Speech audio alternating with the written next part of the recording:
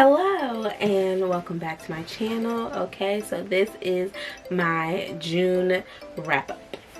Okay, so I am excited to say I read some books. I read some books. I know. Okay. So for the month of June, I didn't do as much reading as I would have liked to do because I'm still honestly reading Color Me In, and I don't know why it's taking me so long to read this book because it's a really good book, but I've also been like super busy too, and I also was in a slump, so it's definitely it's taking me way longer to get through this book than it normally would take me to get through a book. But that's neither here nor there. So in the meantime, in between times, I read some books. So let's get into it. Alright, so the first book I want to talk about, and I don't want to talk about it, I want to gush about it because oh my gosh, I'm so excited that I read this book. And then I also had bought, because I listened to the audio and I was like, oh my god, I have to buy this book. So then I bought the book, and then I was just like, yes, I loved the book. The book was amazing. And I can't wait to see more from this author. And of course, that book is You Should See Me in a Crown, and that is by Leah Johnson. Yes, right?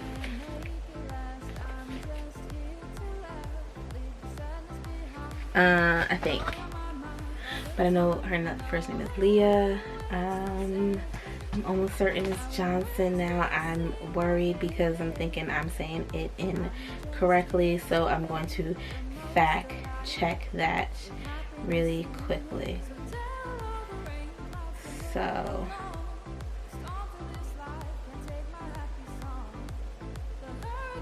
yes, I was right. Okay. Whew. Okay. All right. So You Should See Me in a Crown is by Leah Johnson, and this is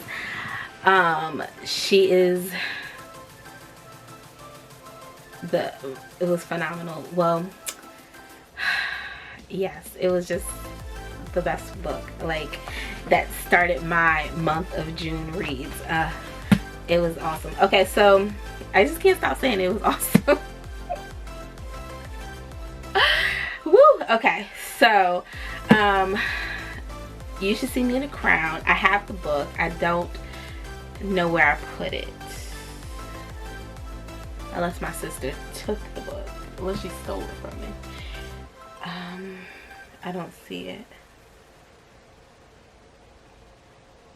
because my sister has a nasty habit of taking my books without telling me that she's taking my books. So then I look crazy because I'm searching for it high and low. But anyway, moving on, neither here or there.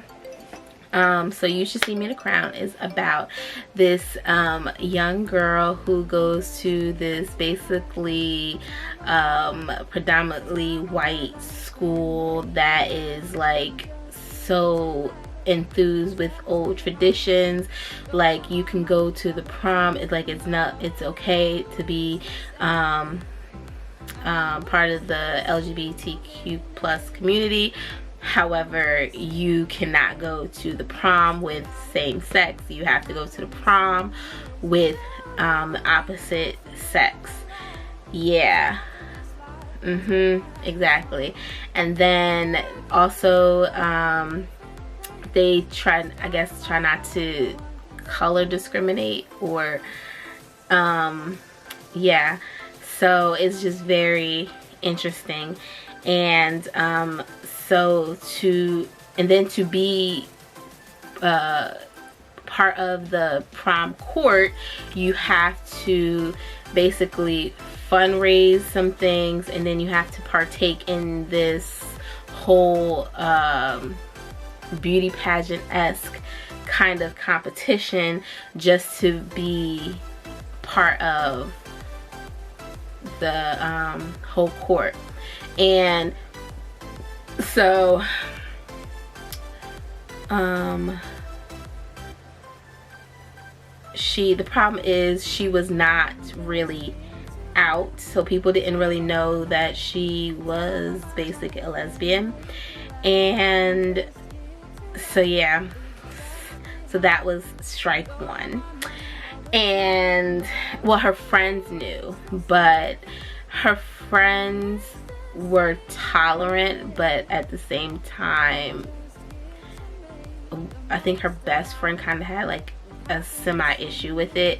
I think she had a deep underlying issue with the fact that she was a lesbian. She's like, oh, it's fine, but you can't be out of the closet, like you need to stay in the closet. She wanted her to basically be fine with staying in the closet, but that's neither here nor there. Read the book.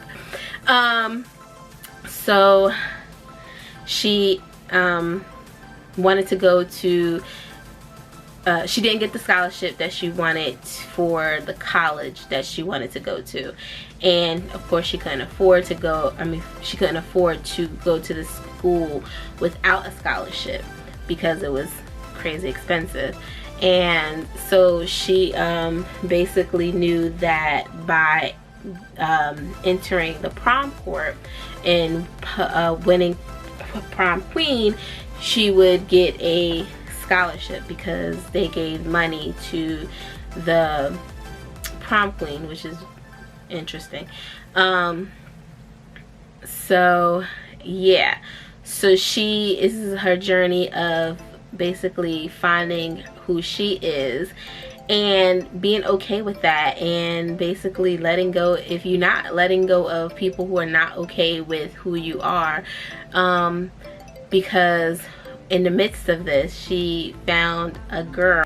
It's a super cute teenage book, and it's just like what you would do if you I'm turning, sorry, if you were basically trying to figure out who you are and navigate your whole teenage life while going to this backwoods school, because yeah, they were like super old school.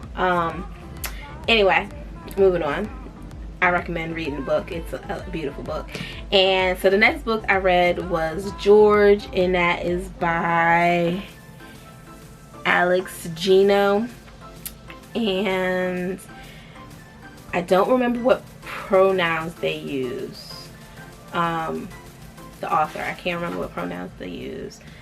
So I don't want to say that incorrectly. So George is basically about this little, I'm gonna say little, I think George was in 5th or 6th grade, so this was a middle grade read, and the author did a phenomenal job in depicting, I want to say it was an own voice kind of ordeal, but anyway, they did a phenomenal job with the book, because I listened to the audio, and I was like, oh my gosh, like I was crying for George, because it was like everyone was because George identified as a girl.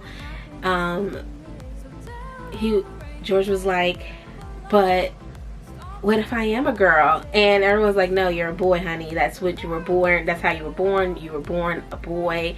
And so George grew up with his mom and his brother, and it was him, and because the father had left. Sorry, my eyes like bothering me. So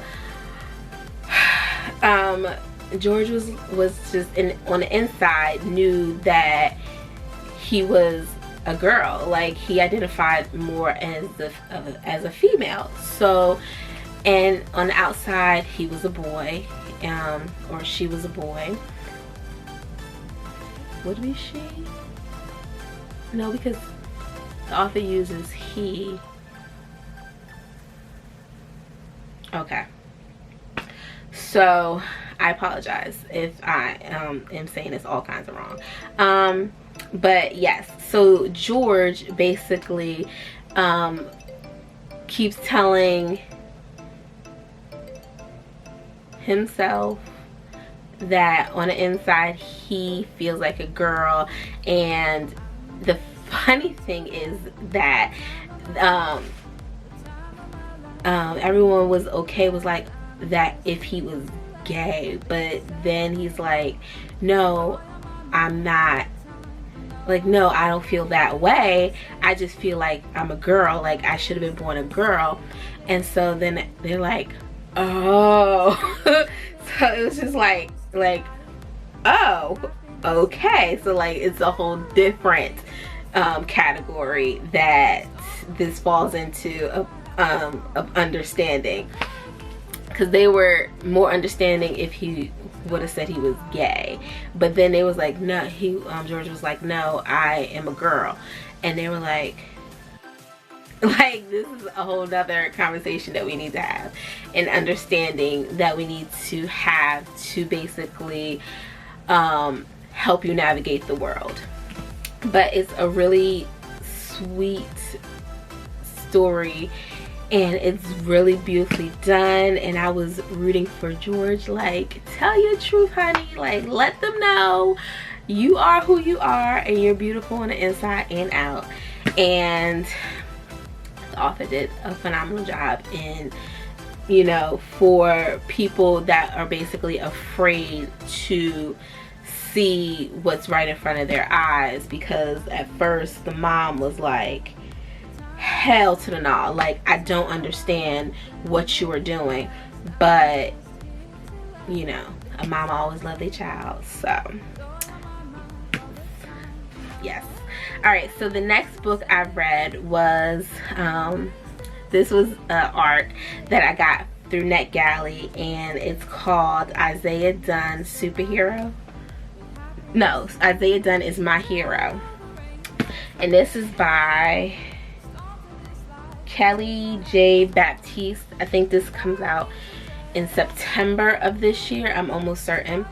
And this book made me cry because this is a middle grade story, and so heartbreaking because Isaiah, it's about this boy Isaiah who he lost his dad the year before, and so it's his mom, him, and his little sister. And I think he's in like 5th grade. So, you know, at 5th grade, you're really discovering who you are. And, well, I mean, you're at least getting an idea of what path you want to possibly lead or go down. And the fact that his father had passed away the year before kind of threw his life into a loop, because his mom slipped into a whole world of depression and she couldn't shake it. And she fell so far down that rabbit hole that he had to step up to be basically the parent that his mom couldn't be to his little sister. Did he want that role? No, absolutely not, because that was a big burden on his shoulders. But he wanted to make his mom proud, and he also wanted to make his dad proud of him, because he now left him as being the man of the house. And it was really, really sad, because by the end the mom realized that she had a problem that she needed to get herself together to be able to be a better parent to her children. And I am so glad that she was able to get her life together, because it was like sis, come on, I need you to do better. But she couldn't see the light at the end of the tunnel because she was that deep in depression. And that is like the saddest thing, and that happens to people, especially when they lose a loved one, that they can slip into this whole dark, you know, depressive state. And it's really hard for some people to come out of it. And then on top of that, being a parent that you know, and you're the only parent, and she didn't feel like she really had anyone to lean on or anyone to go to help her out, because I don't think she had parents, or she had left her parents or something. I don't remember what her backstory is, but yeah. So then Isaiah, he finds this notebook that his dad had, because his dad liked to write. He would write anywhere, and like no matter what he was doing, he was always writing. So after, you know, so he had wrote this story based on Isaiah, and Isaiah loved it because it's about him and being a superhero, and he wanted to be that hero for his family because it gave him inspiration and hope. And it, oh my gosh, it was such a touching and so sad story that I can't wait for the book to actually come out, because I'm definitely going to be buying this book and recommending it to people, because it's just, it's like the little engine that could, I think I can, and he did. He, you know, it's not only him that, you know, that was a hero, but his mom also realized that she needs to be a hero for herself and for her children. So wow, he went through some things that, you know, some children actually go through in real life. And he so he, I don't know if this is letting you know, but so when the father had passed away, the mother slipped into a depressive state. They became homeless. So he had to navigate being not only homeless, hungry, dirty, and, you know, everything else under the sun. Like, so he wasn't getting, you know, good enough showers. He wasn't eating enough because they didn't have it. And he also had to go to school with his peers. And exactly. So it was rough. Like, and he had to play father to his little sister. So, and he made sure that his little sister had before he had. So he was literally being the parent that his mom could not be. But it was just like so heartbreaking and so well written. I can't wait for this book to come out, and I'm almost certain it comes out in September. Let me double check. Where's my paper? Right in front of me. All right, let's see. That comes out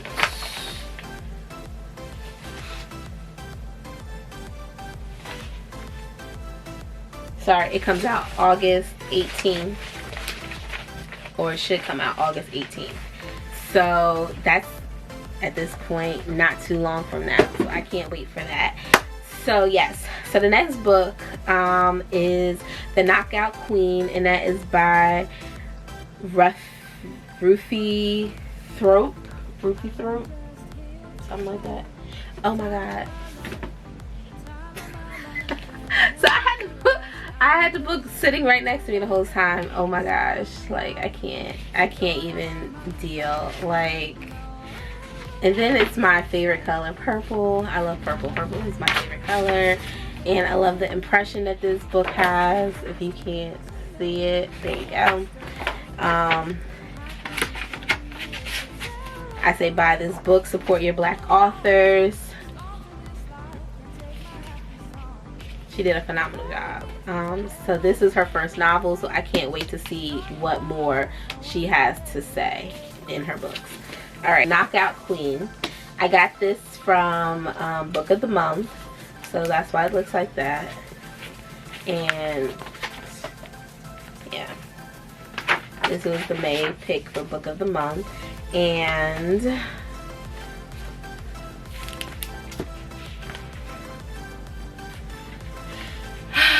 okay, so this was the funny thing is about this book is because it's told from Okay, so it's told through Michael, who is the neighbor to the Knockout Queen. Is about Bunny. The Knockout Queen is Bunny, who is the neighbor to Michael. And he's telling his story, but also telling her story at the same time, which was just very interestingly done, because I listened to the audio of this. And so Bunny basically had the weirdest home life. Michael did as well. He would smoke, and he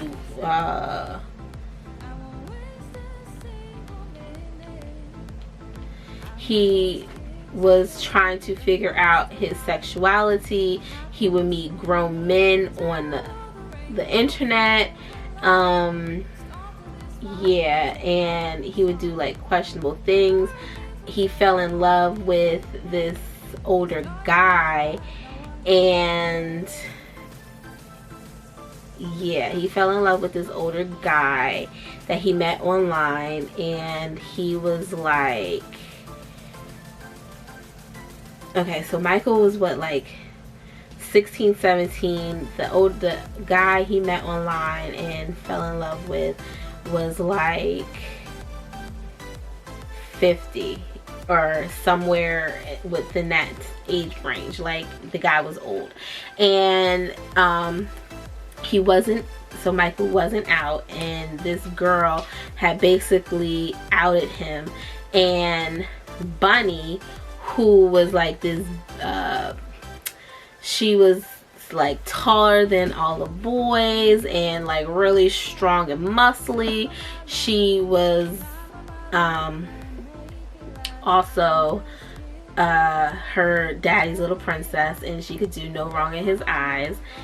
And so Bunny Lambert is the princess of North Shore, beautiful, tall, blonde, with a rich real estate developer father and a swimming pool in her backyard. Michael, who has a ponytail down his back and a septum piercing, lives with his aunt in the cramped stucco cottage next door. So yeah, so him and Bunny become best friends. I forgot, Michael, it was Michael and his sister at first, because something happened with the mom, and so they went to live with the aunt, but then the mom got better or something like that, and the sister went back to live with the mom. And he saw his mom and sis on occasions. And so then what else happened? And then yeah, so his aunt felt like she basically would be the only one who could understand him and could help him, I guess, live his best life. But they didn't know about his sexuality, because he didn't know what his sexuality was, or he guessed what his sexuality was. But at the same time, he didn't want to come out because he had a homophobic cousin that he was basically sleeping in the same room with, and he didn't want any issues, and he didn't want his aunt to have to choose between kicking him out and everything else. So yeah, he kept it to himself. So then what happens? So then he becomes friends with Bonnie, but Bonnie has like this whole bone condition because she becomes like a beast, basically. Like, not, but because she becomes like tall and strong, and she doesn't understand like what is going on with herself, and she had like a bone. And so one day she hears this girl that her and Michael don't like, so they became best friends, of course. And her and Michael, the girl starts talking about how she saw Michael with a guy, and basically she puts it out, she outs Michael to the whole school. and Bunny hears and basically beats up the girl on his behalf, and then some things happen, and then years later down the road he runs into Bonnie again, and she's a boxer. And so yeah, it was very, very interesting. This was a very interesting book. It was definitely not what I expected. Honestly, I didn't read the, what's it called, the summary or blurb of what this book was about, because what I read, I got a glimpse of what it was about on Book of the Month, and which was one of the reasons why I had chose this book. But it was honestly not at all what I thought it would be. So yeah, but nevertheless, it was still a good book. But yeah, so that was done. And let's see, then I finally finished reading Furyborn by Claire Legrand. I finally finished reading it. Honestly, I couldn't really tell you what it was about because I don't even remember. Yeah, so it took me way too long to read that book. It was a thick book, but also at the same time, I think because I put so much time in reading the book, it just lost its appeal to me. And so now I'm gonna have to actually go back and reread the book, and when I'm in a different state of mind where I could just read it straight through. Now it's just not that time, unfortunately. So yeah.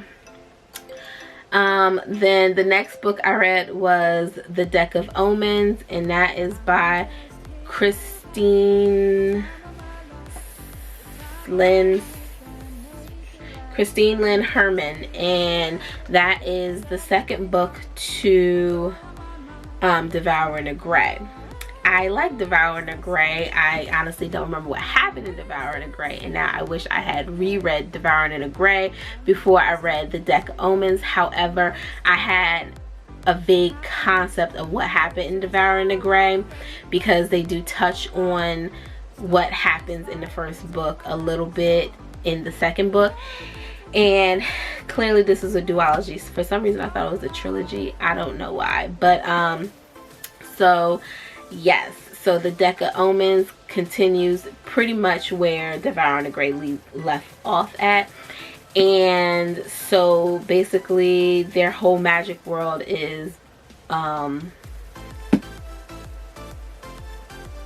freaked. Like, it's basically turned on its ear, and the new girl in town, I don't remember her name, Melian's here. So the new girl in town basically got her memories back and everything. I'm doing a really terrible job of summarizing this book. I know that because it wasn't that memorable. Honestly, to me, it was kind of a letdown. Okay. So I don't know if it was a letdown because it was a letdown, or if it was a letdown because I didn't go back and read the first book before reading the second book. But either way, I think that if nothing else, I should definitely give it a second chance and read both books back to back now that since I have the opportunity to do it. However, this month is not that time frame that I can do it or anything like that, so I feel like it deserves a second chance, but who knows, so we will see. Yes, so then the next book I read was a comic, and that was Ellie Vons, and that is by, I have no idea because I can't read that font, so now I have to look it up. Let's see.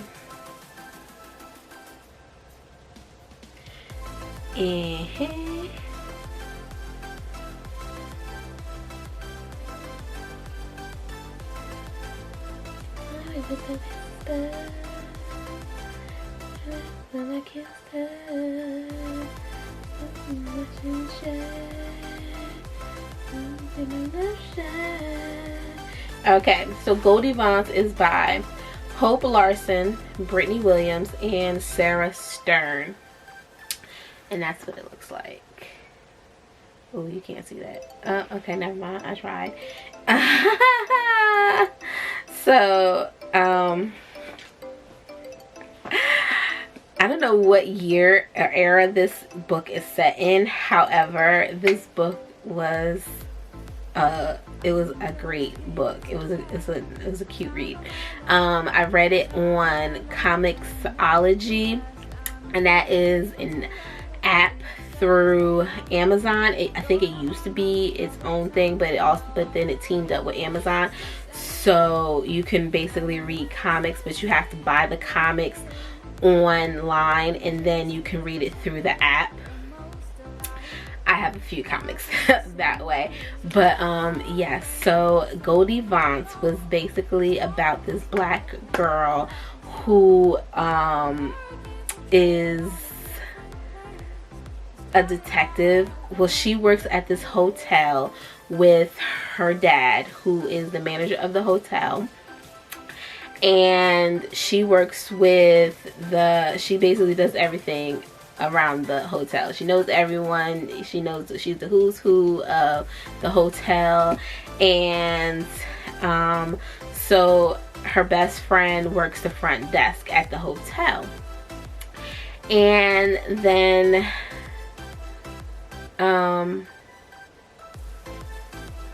because she has a love interest, and I'm trying to remember where she comes into play.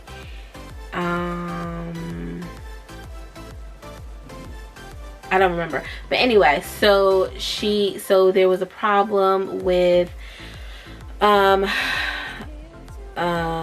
happened. So there was there was a theft. That's what it was.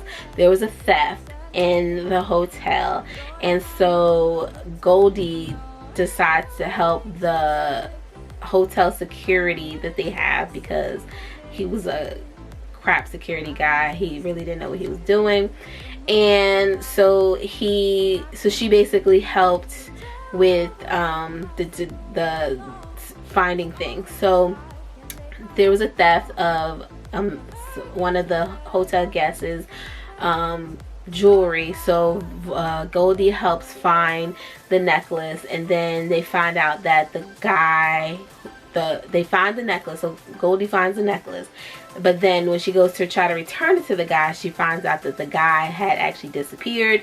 He didn't check out a hotel or anything. He just disappeared. So it was a kidnapping, but no one really believed her. So then she goes on a whole mission of trying to get him back. So then she finds him. At the same time, she comes across this female, I believe, and that becomes her partner, I think. But it was a super funny, cute comic book or graphic novel. So yeah, so then the next one I read was Night Owl from Dogfish, and this is by Holly Goldberg Sloan and Meg Waltzer. And this is a middle grade book, and it's a middle grade read, and it is funny, and it's about these two girls who basically are charged with becoming friends because their dads, well, she contacts her dad. She contacts in the beginning. She contacts her and like, you don't know me, however, our dads are dating. And she's like, our dads can't be dating because my dad doesn't date. I'm the only person in his life. And so she's like, you should probably ask him. So the dads were dating, in fact, and they wanted the two of them. They didn't tell the daughters about the other, and so they wanted them to become friends. So they decided to send them to the same summer camp, and she's like, no, I don't care, Dad, no, we are not becoming friends. I'm not going on this I'm not going to this camp, I'm not going to have fun, I'm not going to be her friend. But of course things change, and as they are writing letters back and forth to each other, they are at this technologically advanced camp. And so what happens? So she hasn't seen her mom since she was maybe like 5 or 6-ish, because the mom had a falling out with the dad. Yeah, and so she hadn't seen her since then, and so she thinks it's a good idea to basically reunite her mom with her. And it was a good plan, it worked out great. The dad was hella pissed when he found out, of course, and as a repercussion of their actions, they actually get kicked out of the camp. So they still continue to be friends, although their dads didn't work out.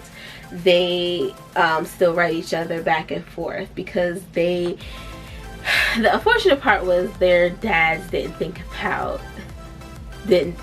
was that if they become friends and they split up, should they still be friends? And her dad was like, please encourage your daughter to stop emailing my daughter, because they are not going to become, you know, siblings, because that's where they thought they were heading. You know, what else? That's the trick of having children, you know, but whatever. And so they become best friends in the end, and it was such a lovely book, and I was just like, oh, hearts and stars, and just gave me all kinds of positive vibes, and I loved it. It was a great book. All right, so then alrighty, so the next one was another graphic novel, and this was Ghosted in LA.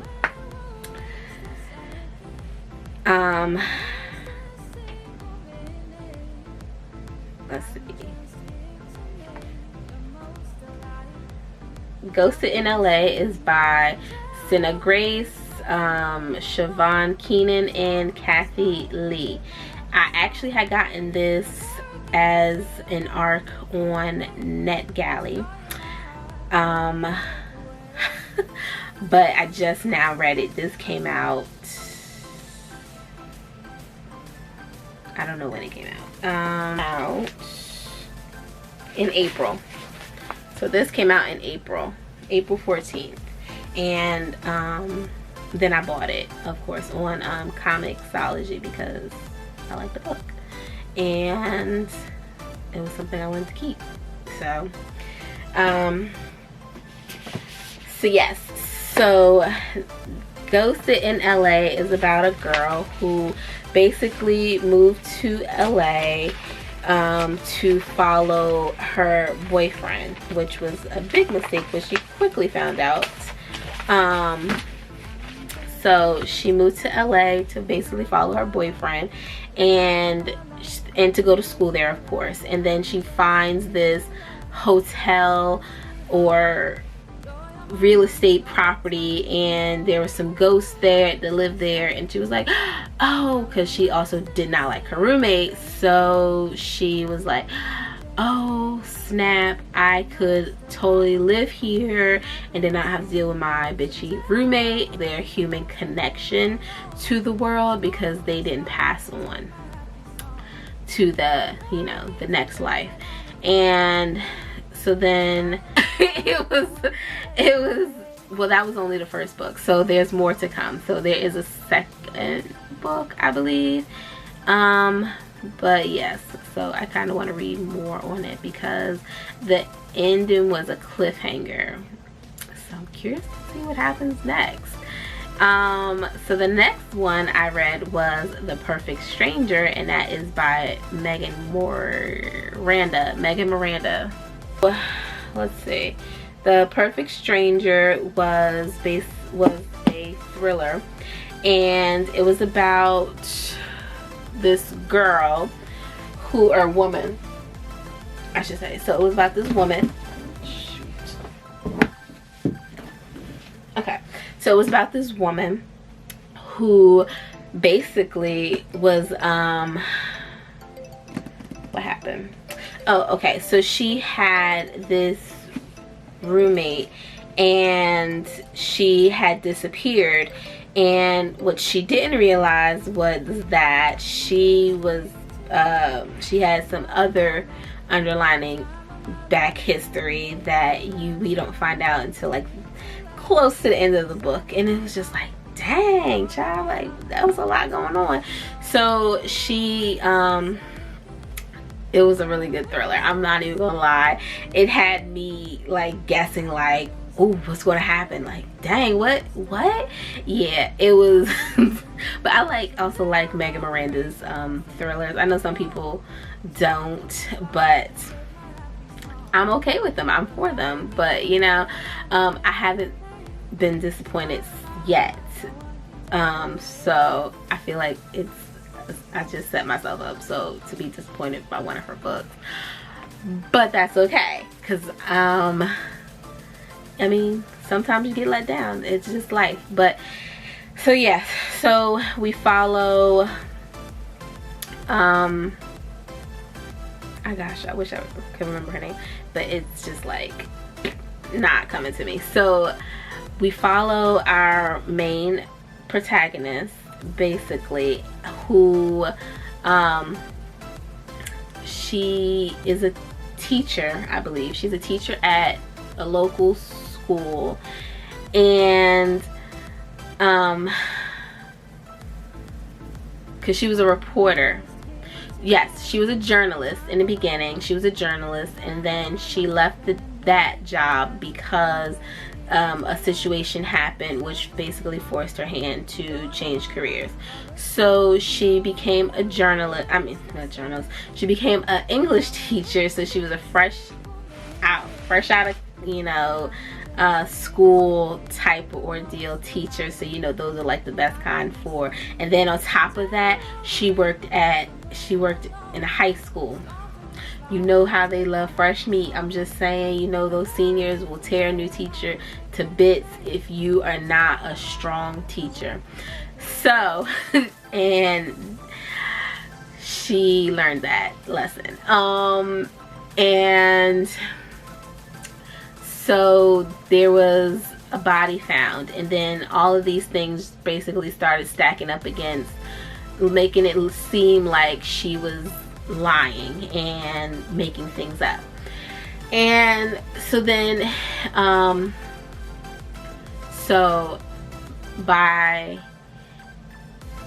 because she was a journalist, she used her journalistic skills to basically prove that she was not crazy, or she was not lying about things, that because people were like, yeah, a lot of this evidence is pointing back to you, and she didn't like that. So she basically had to change the views of these people's opinions on her. It was a wonderful ride. It was a great ride, and it was such a amazing experience. I can't talk anymore. I can't talk anymore. So yes, so I was just for it. So I give that definitely I feel like I didn't give any of these star ratings. Like, I feel like I should give grades. I might start giving grades to these books. Okay, I think I'm for that. I'm with it. Okay. So I think that's what I'm gonna do. I'm gonna go back and give grades to these books. So the next one is Wicked As You Wish, and that is by Ren Chupico. She also wrote the Bone Witch series.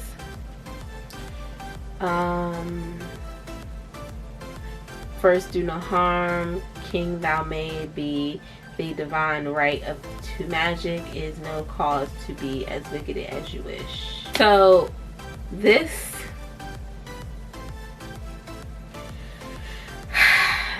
I love this cover and everything, and my battery's flashing, so I'm gonna have to talk really quickly before, because I'm gonna have to change it so I can get the rest of these books. Alright, so this is a fantasy, high-grade fantasy book, and it's about these Spanish magicians, witches, magic folk. And they are protecting the ruler, who basically had to flee his country kingdom, because they were under attack, and he was basically the last heir, and they did not want that. They didn't want this heir, because with the heir, then something couldn't happen. I can't remember. This was a very slow read for me. It was just like a slow burn. It was like I couldn't get into it. I could not get into this book in the beginning, and I listened, so I had to switch to the audio, and the audio helped, but it didn't really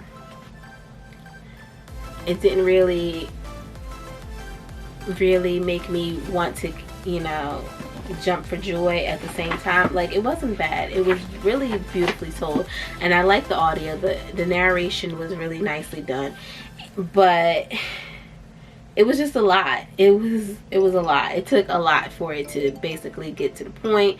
It had a lot of build-up, and I was like super hella confused by some of it, because it also had like some Alice in Wonderland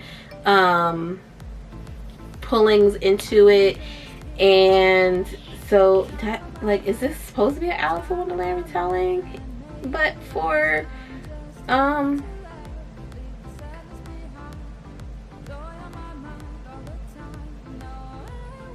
yeah, like, so yeah, it was just interesting. So it had like some Alice in Wonderland magic in it. Like, they had the magic mirror, then it was like a rabbit hole ordeal, and it was just like a lot of fairy tales thrown into this, and which was very interesting. It wasn't a bad read, but it definitely took a lot for me personally to get into before I started to enjoy it, and I was like midway through the book before it started really picking up for me, and it was just like, okay. So like, yeah, it was, and it was set in Arizona, and so it was just a lot, and it had to do with like Mayan, I want to say like Mayan, Aztecish backgrounds. So it was definitely like a Spanishy or Hispanic version of a fairy tale story, which I'm not mad at. It was fine. It was, but I feel like I might have to actually go back and try to reread it now that I've read through it or listened through it and understand a little bit more of what happens. But yeah, so all right, so I'm going to switch out my battery and I will be right back. Okay, so now that I've done that, all right, so the next one is Scavenge the Stars, and this is by Tara Sims. This is the Owl Crate edition.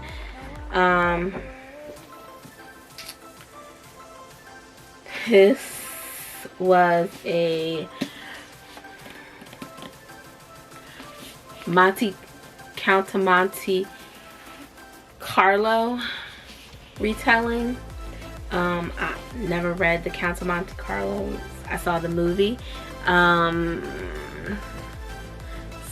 So it was a lot of things that they uncovered all in this one book, and this was actually a pretty good book. I liked it. I did. I can say that I definitely liked it. I wasn't disappointed. Surprised. Well, I guess if I've read, or even I watched the Count of Monte Cristo, but that was like ages ago. I think if I would have actually read the Count of Monte Cristo, it probably wouldn't have surprised me. But this is basically a revenge and a lover's trope all thrown into one. I feel like it could have probably did without the lover's part, but it was fine. It didn't take away from the story, so that was good. But yes, the next one is A Love-Hate Thing by Whitney D. Grandison. This book was, I wasn't disappointed, but at the same time, I didn't fall in love with it either. Like, I didn't hate it, but it was just like, it was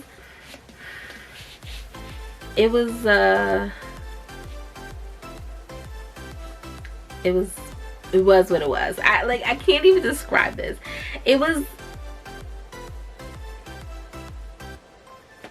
a love story. Like, it was basically what it was. It was definitely a love story, and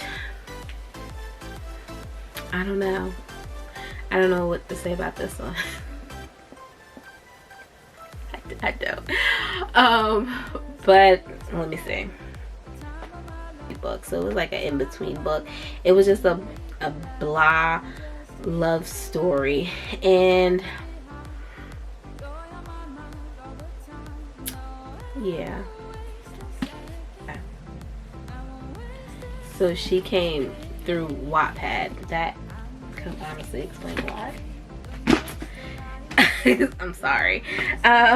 So I mean, I support my Black authors, but okay. So the next one is Sing Unburnt Sing, and this is by Jessamine Ward. So this book was a lot. This gave me a lot of feels. Some angry feels, some sad feels, and it was just okay. This book was very nicely done. However, it was so descriptive. Now, it can be a good thing, but for me, it was a bad thing to me. For me, it was just like, she really knew how to put you into the story, but me personally, I could have done without some parts that she was very graphically describing, and it was just like, I want to be in a story, but not that far into the story. But this was so not at all what I was expecting this story to be. It was just like, what the yeah. And it was, yeah.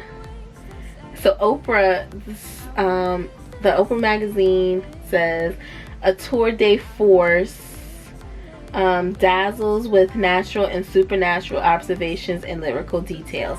Yes, it does. The details were amazing. They were very detailed. Yes, that's the best I can say for that. And it definitely had supernatural elements to it that I did not know was going to be in this. I did not know that this was going to have a supernatural element to it. I did not read anything about this book. I went into it blind, and yes, so I feel it's just like, okay, all right. So yeah, so this was a great read. It was very descriptive. It was just, again, okay, so I'm back. I had to change out my memory card, and of course it ended when I only had one more book to go. So this is the last book I read for the month of June, and this is The Summer of Jodi Perez and the Best Burger in Los Angeles, and this is by Amy Spalding. This book, I can say, was super funny, super quirky, and it was the queer fat girl rom-com of my dreams. Julie Murphy said that, and I can say she was correct, because this book was hilarious. I mean, it did a lot of well, no, but there was like some fat girl shaming in the book, because her mom basically felt like she would be more confident in herself and love herself, and other people would love her too if she were a little smaller, because of course her mom is a health guru, I guess. Like, she does like these low fat, low carb meals, and she wanted her to basically eat them and be her model for slimming down, put it that way. And she was not for it, so she had some body issues. And what else? And then Jodi Perez came into the picture, but she wasn't sure if she was out, and it was just a whole cute love. It was definitely a rom-com, and it definitely had its funny moments, and it was just queer in here. Like, it was just what it was. So she meets Jodi. Actually, I think I'm thinking, ooh, my head is spinning. So I think I'm gonna just do a review on it. Just like, I feel like I need these glasses. So the whole burger part is that she was doing an app with her friend, he wanted to be her friend or whatever. So he had asked her to do this app with her. He wanted her to do this app with him, and basically because his father was trying to figure out the best burgers in LA. And so that was the whole premise of their friendship, was to drive around and eat at different burger joints and rate the place and the burgers. And Jodi Perez was the love interest, because where did she meet her? She met her somewhere, I want to say at a party, and she thought she was just so cute and dreamy, like, ew, googly eyes. It was just so yeah, it was just like really all googly eyes, and she felt all butterflies in her belly. And so then what happens? So then she goes and oh, that's right. Okay, so she was working at a clothing store. That's what it was, because she was a blogger. Jodi was a photographer, and they both were working at this clothing store because it was an internship, unpaid of course, and she wanted to really work at this clothing store. And so she talks about clothes on her blogs and like little cute things that she finds, especially for plus size, because you know sometimes it's not easy to find cute outfits for plus size women.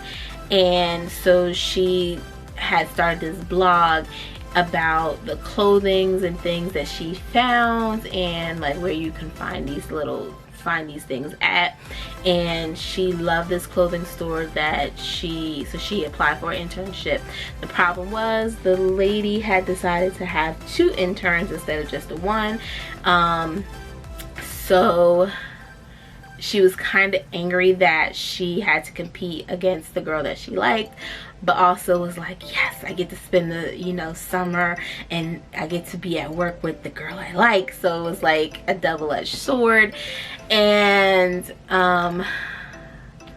so then Jody basically shows her, because I can't remember her name, I keep saying her. What is her name? Abby. Why didn't I know Abby? Duh, that was like the most typical white girl name in the world.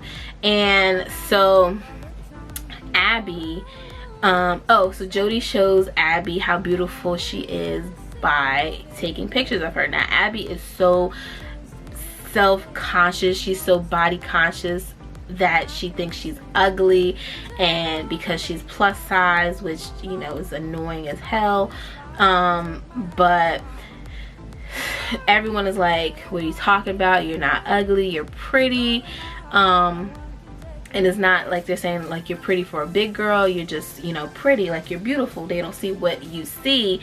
And she's having issues with seeing herself as pretty because her mother put it in her mind that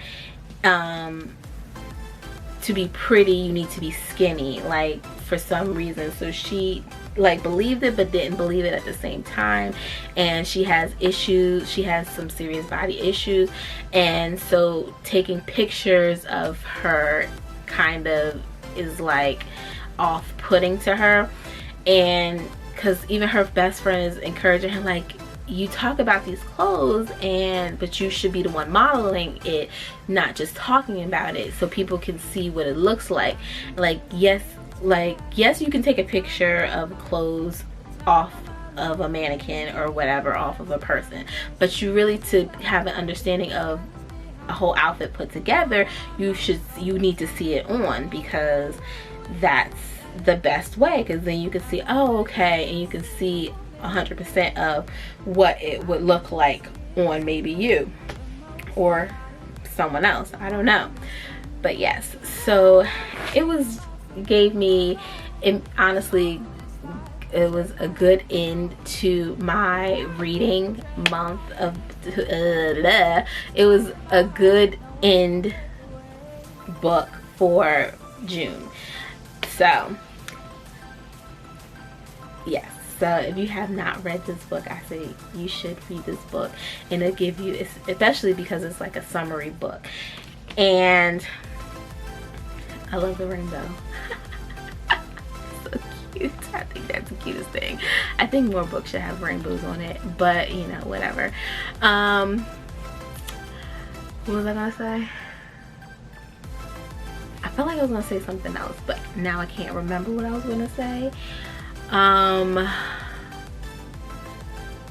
Dang, I really cannot remember what I was gonna say. Okay, so now I'm going to go back and I'm going to give letter grades to these books. Or actually no, instead I'm not. I think I'm just gonna actually end the video here, and I will put up the letter grades underneath the books when I do the editing. So I think that's what I'm gonna do. But the next time, for my monthly wrap up for July, I will actually include my letter grades for these books, because, you know, teaching and all that. Letter grades.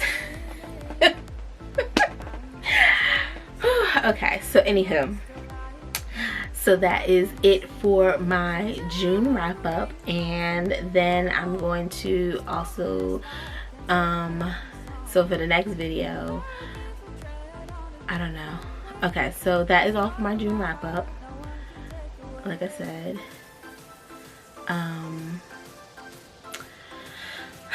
so yes, so stay safe, stay healthy, wash your hands, wear a mask, because masks are cool, and that is clearly where our world right now currently is taking us. And you can buy masks almost anywhere now. They sell masks online, you can make your own mask. Amazing. So we're getting back to production. We're getting we're in production mode, which is awesome. We're becoming more productive. We can't go back to a normal like we used to, because honestly this is now our new normal, and moving backwards is moving backwards, and when you don't move backwards for a reason, you move forward, and that's where we need to be.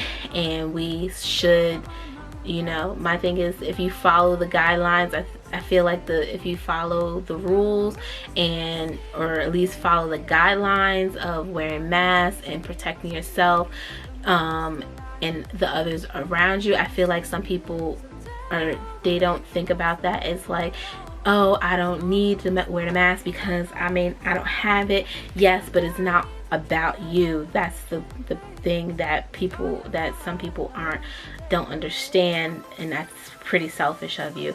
It's not about you, it's about everyone else. And it's about protecting everyone else, because that's what it is. But you know, that is the world in which we live in, because you know, certain ethnic groups, only certain